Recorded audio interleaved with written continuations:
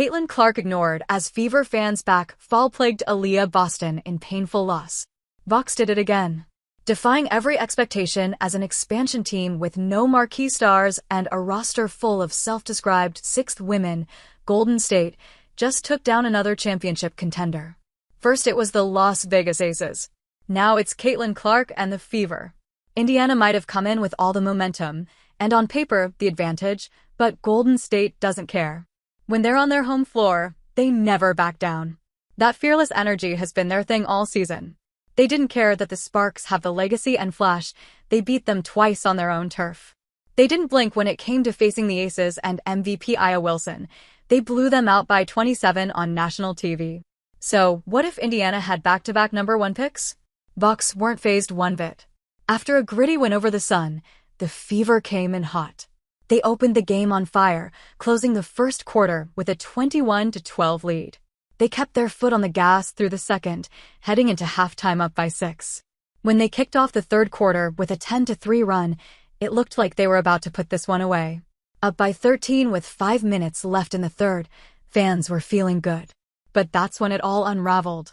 The Valkyries turned up the heat, feasting on Indiana's turnovers and slicing the lead down to just 4 by the start of the fourth. Then it was total takeover.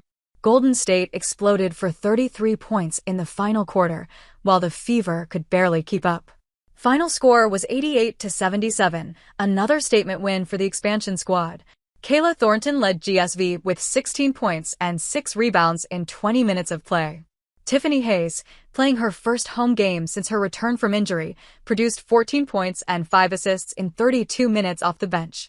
While Golden State's bench outscored Indiana's 45-17, the Fever's stars had an off night too.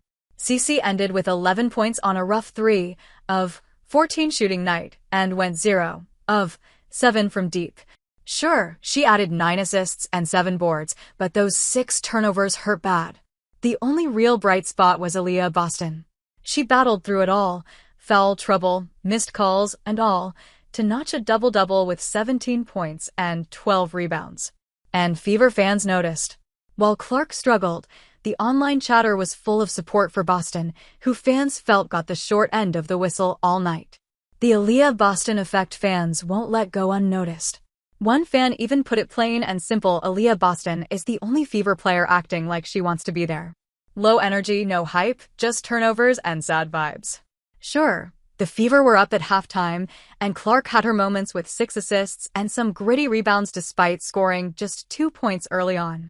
But the vibes were off and fans feel no one showed up else.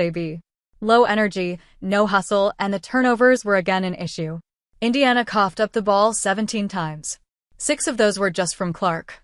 Compare that to the Valkyries' 7. And this isn't new. Indy's been averaging 13.1 turnovers per game, which lands them in the bottom half of the league. Add to that their 27.6% shooting from deep, and you've got a team far from the fast-paced, fire-powered squad they promised fans at the start. But you know what fans are even more fed up with? The officiating, especially when it comes to Boston. One comment straight up said, "The refs hate Aliyah Boston." And I'm tired of it.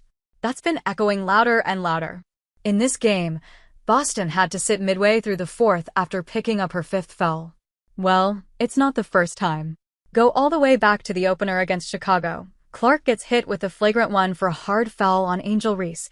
Things get heated. Boston steps in to cool things down, and she ends up with a technical. Then in the rematch, both Clark and Boston got into foul trouble again. For each, fans started calling out the refs for what they're now dubbing a no stars allowed policy. Even broadcasters couldn't back the calls. Against Connecticut, same story. Boston picked up a soft 5th foul late in a close one, and the Fever had to burn a challenge just to clean up the mess. It was overturned, sure, but the damage was already done. No wonder fans are starting to believe the Stripes have it out for her. A lot of those same fans are also saying what others haven't dared to. One comment didn't hold back: "This is Aliyah Boston's team." Fever coach Stephanie White herself said it. Boston is their hub. Everything flows through her. Right now, we want to use AB as a hub, White explained, pointing out that the team's entire offensive system revolves around her decision-making. Not anyone else. And why not? She's been evolving as a playmaker and has barely scratched the surface. After spending 2 years mostly being used in the post, she's stepping out and stepping up. When others fall flat, she shows up. Defensively, she's been a wall. Actua,